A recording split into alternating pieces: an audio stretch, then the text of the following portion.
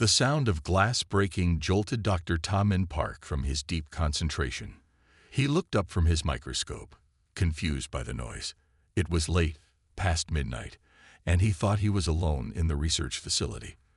The botanical lab was his second home, especially since his breakthrough with compound X7, a strange plant enzyme that could accelerate growth in dying vegetation. "Hello," he called out, moving toward the door. "Security." No answer came. Instead, the lights flickered and went out completely. Only the faint glow of his computer screen provided any illumination. Tamin reached for his phone, but found his pocket empty. That was strange. He always kept it with him. A soft humming sound filled the room, growing louder by the second. It wasn't mechanical, more like a collective whisper that made the hair on his arms stand up. The air began to shimmer near the far wall, swirling with an unnatural light that was neither blue nor green but somehow both. Tamin backed away, knocking over a tray of test tubes. "Who's there?" From the light stepped a figure, tall, muscular, and unmistakably female. She wore armor that seemed to shift colors like oil on water. Behind her came 4 more women, each carrying what looked like advanced weapons. "Dr. Tamin Park," the first woman said. It wasn't a question. "I am Commander Jia of the Kea Elite Guard." Tamin could only stare. The women were at least 7 feet tall, with skin that had a subtle golden sheen. Their eyes were larger than human eyes, intense and focused. "Your work with botanical regeneration has been noticed," Commander Jia continued, moving closer. "You will come with us." Finding his voice, Tamin stammered. "I don't understand. Who are you? How did you get in here?" One of the other women stepped forward, holding a small device that projected images of his research, formulas, and molecular structures he recognized as his own work. "This compound you call X7, she said. "We call it Nectar. Our world dies without it." "My research is still experimental," Tamin protested, trying to back away but finding himself against a lab table. "It's not ready for application." Commander Jia's expression hardened. "We do not ask, Earthman. The survival of the Kea depends on your knowledge." 2 of the women moved with shocking speed, grabbing Tamin before he could react. He struggled, but their strength was overwhelming. "You can't just take me. This is kidnapping," he shouted, hoping anyone might hear. "We prefer to call it conscription," Commander Jia said calmly. She pressed a small device against his neck. A cold sensation spread through his body, and his limbs grew heavy. "Your world will not miss you. We have made arrangements." The last thing Tamin saw before darkness took him was the shimmering portal reopening, a tear in reality that shouldn't exist. When Tamin woke, he lay on a bed unlike any he had seen before. It seemed to float slightly above the floor, with no visible supports. The room around him was circular, with walls that appeared metallic but felt warm to the touch. A large window revealed a vista that stopped his breath. Twin moons hanging in a purple sky above a landscape of towering crystal formations and strange, twisting trees.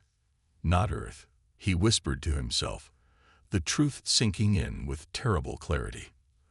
A door slid open, and a woman entered. She was smaller than the warriors who had taken him, but still taller than any human woman he had ever met. She wore a simple white uniform with strange symbols along one sleeve. "I am Hannah," she said. "I will be your guardian during your time with the Kea." Tamin sat up slowly. "Where am I? How far from Earth?" "You are on Kayara, our homeworld. Distance means little. We do not measure space as you do, but if it helps, we are in what your astronomers call the Andromeda Galaxy." The shock of this information made Tamin dizzy. That's millions of light years. How did we get here? It should be impossible. The fold gates allow instantaneous travel between fixed points, Hannah explained with a slight shrug, as if discussing something as mundane as a bus route. "Now, you should eat. Then Commander Jia will explain why you are here." A tray emerged from the wall, holding food that looked almost, but not quite, like fruits and vegetables Tom Min recognized. "I won't be your prisoner," he said, ignoring the food. "I demand to be returned to Earth." Hannah's expression didn't change. "You are not a prisoner, Dr. Park. You are a savior, though you don't know it yet. Our world is dying. The plant life that sustains our atmosphere is failing. Your Nectar compound is our last hope. So you kidnap me. That's your solution. We made requests through proper channels. Your governments denied us. What? That's impossible. No one on Earth knows about alien life." Hannah smiled for the first time, though it held little warmth. "Your leaders know more than they tell their people. They have known of us for decades, but they deemed your work too valuable to share, even to save another world." Tom Min struggled to process this. Could it be true? Had his research been monitored by people aware of alien civilizations? "How long do you intend to keep me here?" he asked finally. "Until our world is healed," Hannah replied. 10 years, perhaps. Less if you cooperate fully. 10 years. The words hit Tom Min like a physical blow. 10 years away from Earth, from everything he knew. 10 years among these strange warrior women who valued his work, but not his freedom. The reality of his situation crashed down upon him as he looked again at the alien landscape outside his window. He was millions of light years from home, with no way back except through his captors. 10 years in a world he didn't understand, among people who had taken him against his will. And yet, the scientist in him couldn't help but wonder about their dying world, about how his research might truly save an entire civilization. Despite his anger and fear, a small part of him was already curious. 6 months had passed since Tom Min's abduction to Kayara. The initial shock and anger had faded into a reluctant routine. Each morning, Hannah would escort him from his quarters to the laboratory that Kaya had built especially for him. The equipment was strange, more advanced than anything on Earth, but he was adapting to it quickly. Today, Tom Min stood before a large spherical device that displayed molecular structures in 3 dimensions. With careful hand movements, he manipulated the formula for his Nectar compound, trying to adjust it to the unique biology of Kayaran plants. "The synthesis requires precise calibration," he explained to Hannah, who watched from nearby. She had become less of a guard and more of an assistant over the months, learning his processes with surprising speed. "Show me again," she requested, moving closer to observe his hands as they twisted and pulled at the glowing molecular bonds. Tom Min sighed but complied. "The base compound needs to bond with the plant cells here and here." He pointed to specific junctions in the floating model. "But Kayaran plants have an extra membrane that Earth plants don't have. I'm trying to modify the Nectar to penetrate that barrier without damaging it." Outside the lab's windows, Tom Min could see the vast forests of Kayara stretching to the horizon. Once, according to his captors, these forests had been vibrant with colors no human eye had ever seen. Now large sections were brown and withered, affected by a blight that was slowly killing the planet's ecosystem. "What happens if the forests die completely?"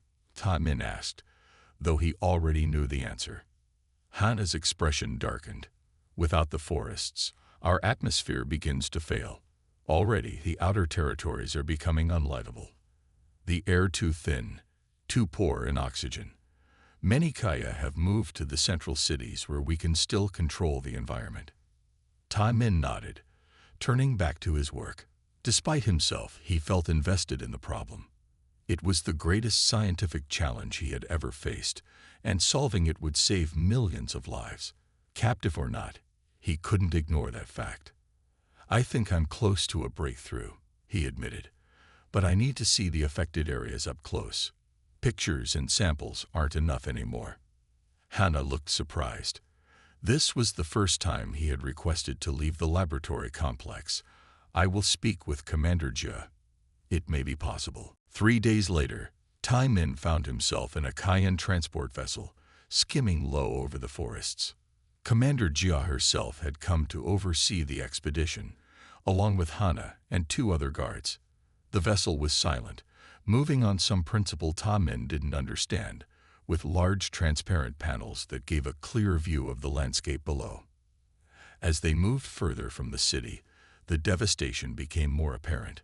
Whole sections of forest stood dead, the strange spiral-shaped trees turned to gray skeletons against the purple sky.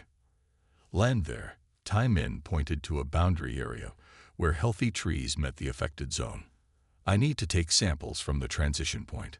The vessel descended, settling gently in a small clearing. When the door opened, Min took his first breath of Kairan air. It was thinner than Earth's atmosphere, with a sweet undertone that reminded him of cinnamon. "Stay close," Commander Jia ordered as they stepped onto the alien soil. "Some predators have moved into the dead zones, desperate for food."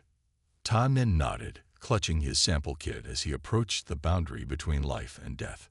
The healthy trees were unlike anything on Earth. Their bark spiraled up in geometric patterns, and their leaves were shaped like perfect hexagons, glowing faintly with inner bioluminescence. Just a few feet away, identical trees stood lifeless, their glow extinguished, their perfect patterns interrupted by decay.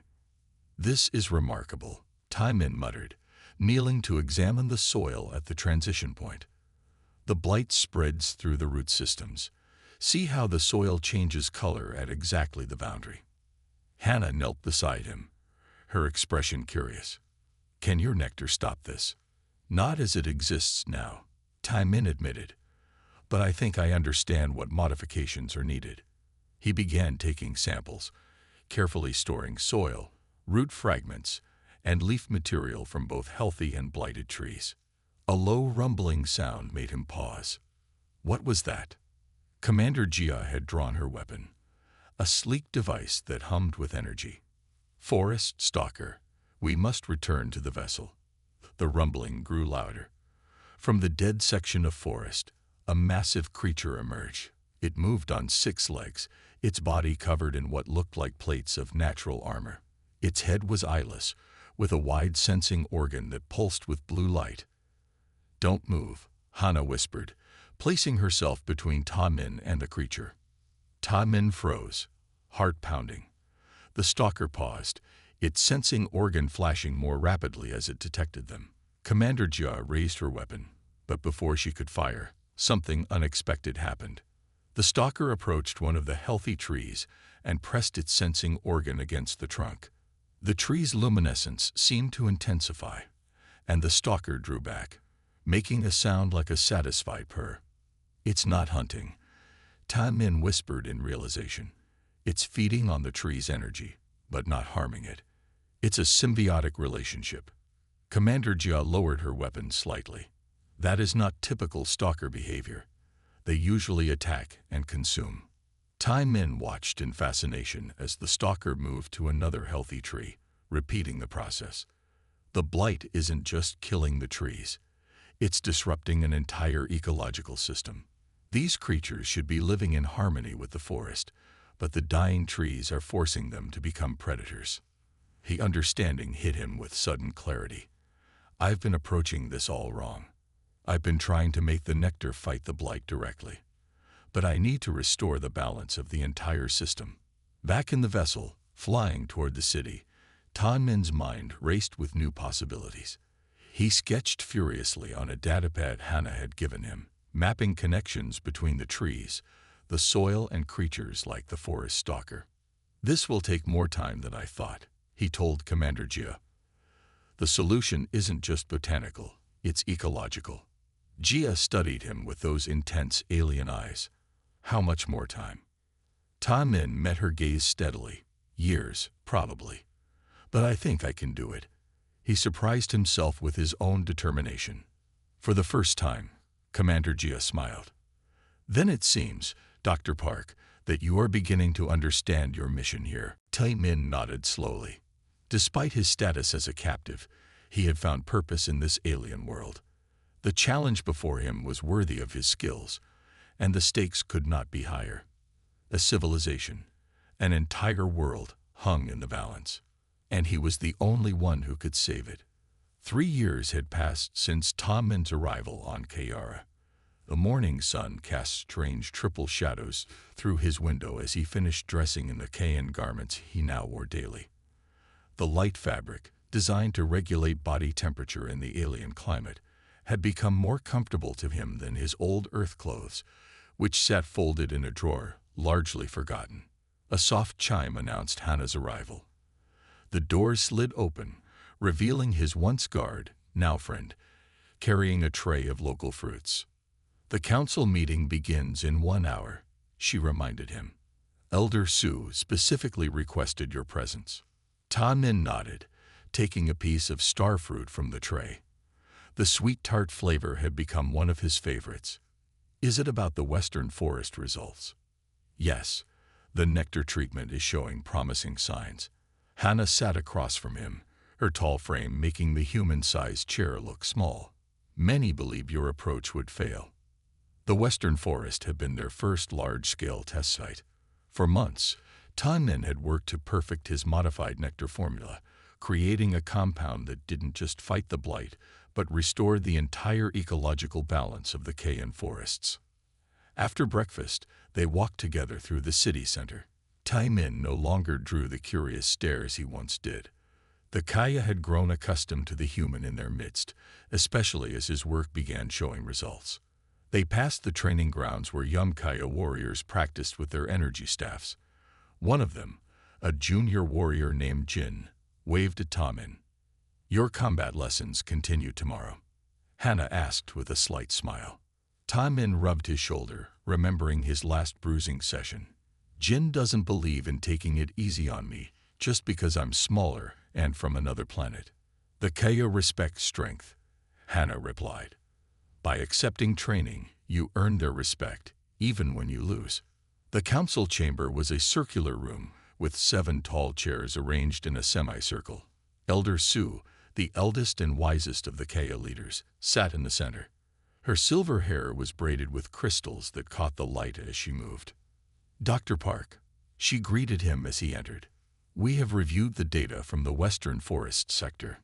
Tai Min bowed slightly, a Kayan gesture of respect he had adopted. "And your findings, Elder?"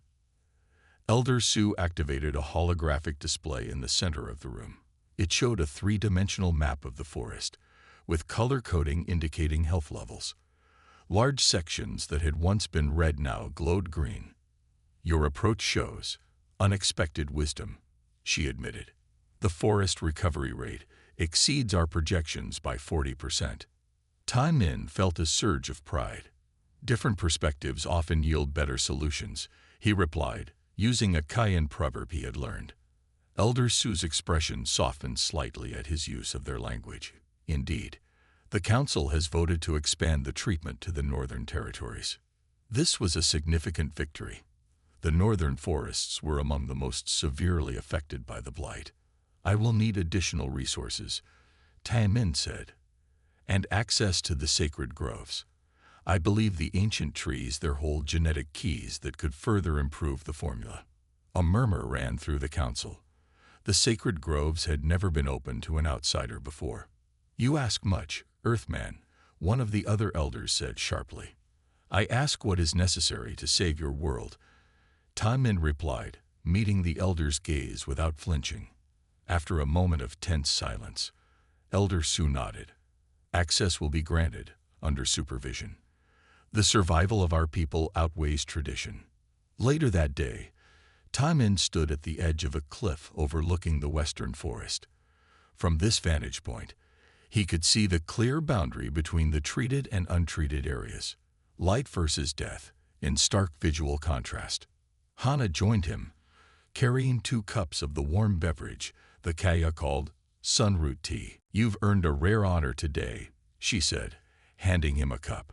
"No outsider has ever entered the sacred groves." Ta Min sipped the tea, feeling its warmth spread through his body. "I'm not sure I'm still an outsider, not entirely." It was true. Over 3 years, he had learned their language, adopted their customs, even participated in their harvest festivals. He was still human, still different, but no longer the complete stranger he had been. "Will you attend the lunar alignment celebration tonight?" Hannah asked. The lunar alignment, when Kiara's twin moons appeared perfectly stacked in the sky, was the most important cultural event in the Kayan calendar. I wouldn't miss it, Taimin replied. Jin has been teaching me the dance of gratitude. Hannah looked surprised, then pleased. That is significant. The dance is usually reserved for those born of Kaya. That evening, the central plaza filled with Kaya of all ages. Lanterns floated in the air, suspended by some technology Taimin still didn't fully understand. Music played from instruments unlike any on Earth, creating complex harmonies that seemed to vibrate in his bones. When the moons aligned, casting a single bright spotlight on the plaza, the dancing began. Taimin joined a circle of warriors, including Jin and Hannah. The movements were precise and powerful, telling the story of Kiara's creation through body language alone. To his surprise, Taimin found he remembered all the steps Jin had taught him. His smaller stature made some movements difficult, but he compensated with extra effort, earning approving nods from the Kaya around him. After the dance, Elder Su approached him. You honor our traditions, Dr. Park. Your traditions have wisdom, he replied. On Earth, we've forgotten how connected all living things are. Here, that knowledge is central to your culture. Elder Su studied him for a long moment. When you first came, we saw only your knowledge. Now we see more.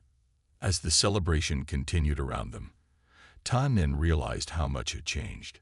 He still missed Earth sometimes, still thought of himself as a captive in technical terms. But he had found meaning here, respect, and perhaps even belonging.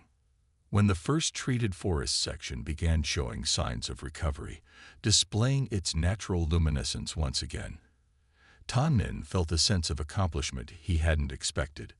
This alien world was becoming something he cared about deeply, and its people were becoming something like family.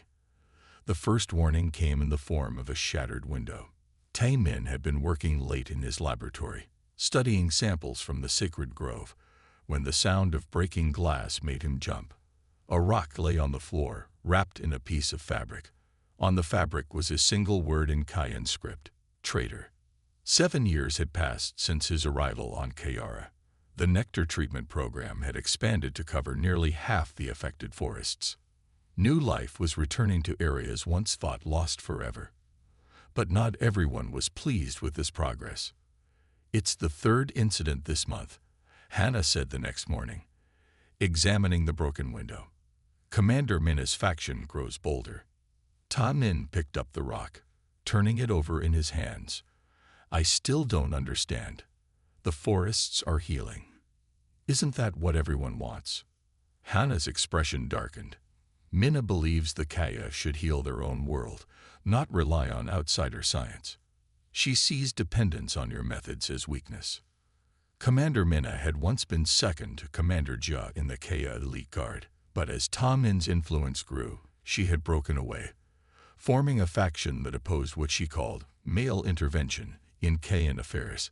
2 days later, Taimin was presenting his latest findings to the council when an alarm sounded throughout the city. The meeting halted as guards rushed in. What's happening? Elder Su demanded. Commander Minna has seized the Western Distribution Center, a guard reported. Her forces are destroying the nectar supplies. The room erupted in chaos. The Western Center contained enough nectar to treat thousands of acres of forest. Without it, months of work would be lost. We cannot allow this, Elder Su declared. Commander Jia, assemble your forces. Taimin stepped forward. Let me speak with her. Maybe I can convince her. This is beyond words now, Dr. Park, Commander Jia interrupted. Minna has chosen the path of violence. Events moved quickly after that. Commander Jia led a force to retake the distribution center, while Taimin was placed under guard at the laboratory. Hours passed with no news. When Hannah finally returned, her armor was scorched and a cut ran across her cheek. The center is secure, but the nectar supplies were destroyed, she reported grimly. And Commander Minna escaped with many followers. How many were hurt? Taimin asked, concerned. 6 warriors injured on each side. No deaths, thankfully. Hannah sat heavily in a chair. But this is only the beginning. Minna spoke to her followers before escaping. She has declared that all of your research must be destroyed. We cannot build our future on the knowledge of an outsider, Minna had announced to her followers. The Kaya have always found their own way. We will heal our world ourselves or die with dignity. In the days that followed, security around the laboratory complex tightened. Tai Min found himself constantly surrounded by guards. His movements within the city were restricted. The open trust he had earned over years seemed suddenly fragile. "This isn't just about me, is it?" he asked Hannah one evening as they reviewed security measures. "There's something deeper here." Hannah hesitated before answering. "The Kaya have never faced a crisis we couldn't solve ourselves. Pride is deeply woven into our culture. Minna speaks to an ancient fear that accepting outside help means acknowledging our own failure." A week later, the crisis escalated dramatically. In the middle of the night, Ta Min was awakened by Hannah shaking his shoulder. "Wake up. We must go. Now." Half asleep, he grabbed the emergency pack he had been instructed to keep ready. "What's happening?" "Minna's forces have infiltrated the city. They're moving toward the laboratory." Hannah handed him a protective vest. "Commander Jia is engaging them, but we need to secure you and your research." They moved through dark corridors, joined by 2 other loyal guards. The sounds of energy weapons discharging echoed in the distance. "The south exit," Hannah directed. "We have a transport waiting." They had almost reached the exit when 5 figures in dark armor blocked their path. At their center stood Commander Minna, her tall frame imposing in battle gear. "The Earthman stays," she stated coldly. "His interference in our world ends tonight." Hannah and the other guards formed a protective circle around Ta Min. "Stand down, Minna. The Council has spoken. His work continues." "The Council is blinded by desperation," Minna replied. She raised her energy staff. "I will not ask again." What followed was a blur of movement and light as the Kaya warriors engaged in combat. Despite their size and strength, Kaya moved with incredible speed and precision. Energy bolts flew across the corridor, leaving scorch marks on the walls. Hannah fought brilliantly, her years of training evident in every movement. But they were outnumbered. One by one, the other guards fell to stun blasts. "The storage room," Hannah shouted to Ta Min, pointing to a small door. Ta Min sprinted for the door as Hannah held off 2 attackers. Inside, he found what he needed, a small data crystal containing all his research. He quickly downloaded the latest Nectar formulas and forest treatment protocols. When he emerged, Hannah was the only one still standing, her energy staff locked against Minna's. With a sudden move, Hannah broke away, grabbed Ta Min's arm, and pulled him down a side corridor. "This way." They ran through the complex, taking hidden passages Ta Min had never seen before. Behind them, alarms blared as Minna's forces searched. Finally, they reached a small hangar where a single transport vessel waited. "Get in," Hannah ordered, sealing the door behind them. "We head for the outer territories." As the vessel lifted off, Ta Min caught a glimpse of the city below. Sections of it darkened by power outages, other areas lit by the energy signatures of battle. "What now?" he asked as they flew toward the horizon. "Now we hide. Continue your work in secret," Hannah replied. She activated a communication device. "And we wait for help." On the small screen, a message appeared. A transmission intercepted from deep space. Earth coordinates. His heart jumped when he recognized them. They were searching for him.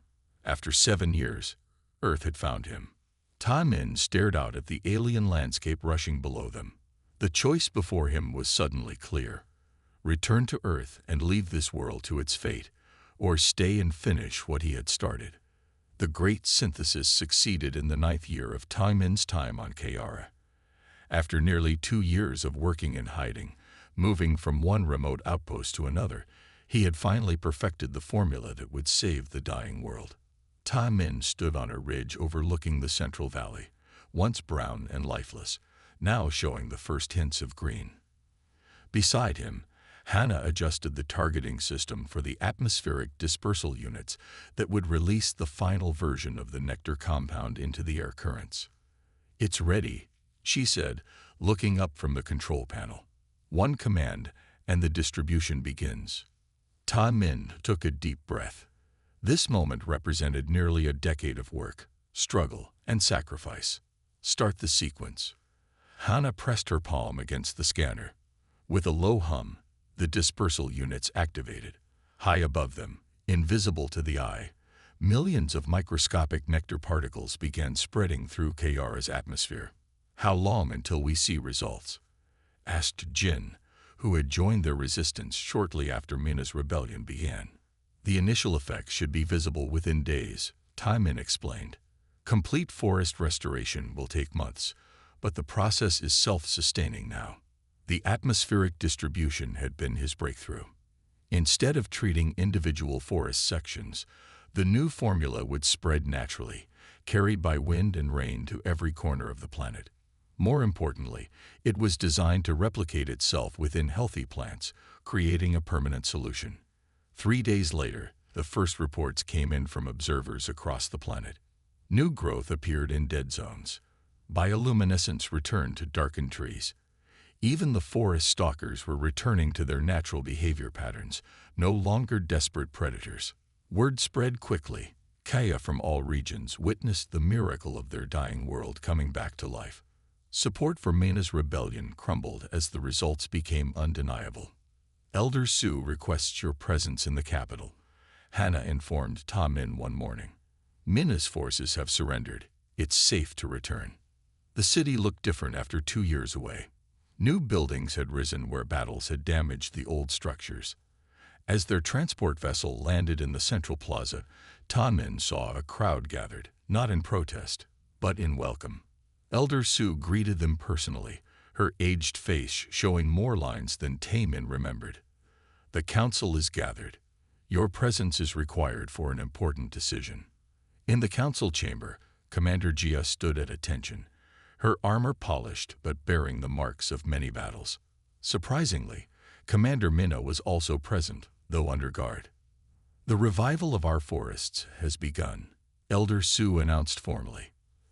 "Thanks to Dr. Park's great synthesis, Kayara will live again." She turned to Ta Min. "You have fulfilled your purpose. You may return to your world." Ta Min blinked in surprise. After 9 years, freedom was suddenly being offered. He glanced at Hannah, whose expression remained carefully neutral. "Before I decide," he said, "there is something I must address."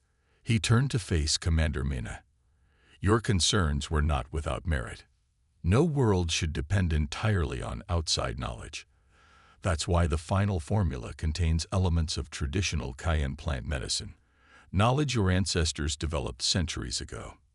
Mina's eyes widened slightly. "The great synthesis is not my creation alone," Ta Min continued. "It combines earth science with Cayenne wisdom. Neither would have succeeded without the other." A murmur ran through the council chamber. Elder Su nodded slowly. "Wisdom indeed." "As for returning to Earth," Ta Min said, turning back to the council, "I propose something different. I've intercepted transmissions. Earth has discovered Kayara's location. Contact is inevitable. I offer to remain not as a captive, but as an ambassador." Commander Jia stepped forward. "What are you suggesting?" "A formal relationship between our worlds," Ta Min explained, "beginning with a botanical exchange program. Earth has much to learn from Cayenne ecological knowledge, and Kayara could benefit from Earth's agricultural techniques." Elder Su considered this. "You would negotiate terms on our behalf." "I understand both worlds now," Ta Min replied. "I can help build a bridge between them." After hours of discussion, the council agreed. Ta Min would return to Earth not as an escaped prisoner, but as Kayara's first ambassador, with Hannah and a small delegation accompanying him. On his last night on Kayara, Ta Min visited the observatory deck where he had spent many evenings during his first years of captivity. The stars looked different now, no longer alien and frightening, but familiar friends. Hana joined him, standing quietly at his side. 10 years ago I was your prisoner, he said quietly. And now? She asked. Tai Min smiled. Now I understand that sometimes captivity leads to unexpected freedom. He thought about the man he had been when he arrived, focused only on his research, isolated in his laboratory on Earth. Here, forced to connect his work to an entire ecosystem, to understand the complex web of life that sustained a planet. He had grown in ways he never expected. Will you miss Kiara? Hana asked. I'll be back, he promised. This isn't an ending, it's a beginning. 3 months later, Dr. Ta Min Park returned to Earth. The landing site was remote, chosen carefully for this historic first contact. Government officials waited nervously as the Kayan vessel descended from the clouds, its design unlike any human craft. When the door opened, Tai Min stepped out first, breathing Earth's air for the first time in a decade. It felt strange, heavier, richer in oxygen than he was now accustomed to. Behind him came Hana and the Kayan delegation, their tall frames and golden skin drawing gasps from the human officials. Dr. Park, a government representative, stepped forward. We've been searching for you for years. We feared you were dead. Not dead, Tai Min replied with a smile. Just finding a new purpose. He gestured to his companions. May I introduce Ambassador Hana of Kiara. She represents a civilization that wishes to establish peaceful relations with Earth. As reporters recorded the historic moment and officials scrambled to adjust to this new reality, Tai Min felt a deep sense of satisfaction. His captivity had transformed into a mission, and that mission had now evolved into something greater, a bridge between worlds. Later, walking through a forest on Earth, Tai Min explained to Hana the differences between Earth trees and their Kayan counterparts. She listened attentively, her eyes wide with the same wonder he had felt upon first seeing Kiara. Your world is beautiful, she said. Different, but beautiful. Both worlds are now our responsibility, Tai Min replied. The botanical exchange program is just the beginning. As they continued their walk, Tai Min thought about the strange journey that had brought him here, from abducted scientist to planetary savior to interstellar ambassador. 10 years of captivity had given him the greatest freedom of all, the freedom to make a difference on a scale he had never imagined possible.